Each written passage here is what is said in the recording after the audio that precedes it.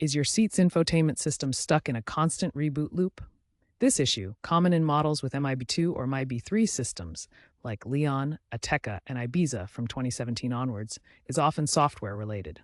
A reboot loop means the system repeatedly tries to start but fails, usually displaying the C8 logo continuously. First, perform a soft reset.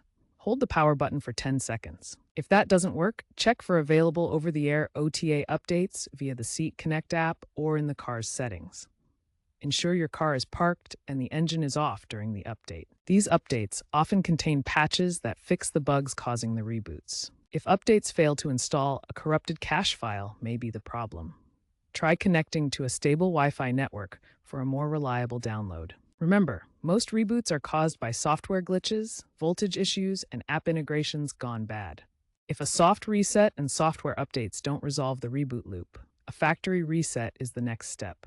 This will erase your personal settings, radio presets, and app data, so use it as a last resort. To perform a factory reset, access the hidden service menu by pressing the volume and seek buttons simultaneously.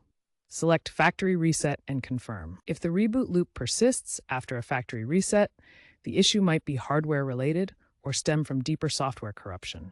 In this case, visit a seat dealership for professional diagnostics using tools like Otis. For models under 7 years old, a faulty infotainment control unit or head unit replacement might be covered under warranty. Remember, always back up important data before any major system changes and avoid DIY hardware modifications to prevent voiding your warranty.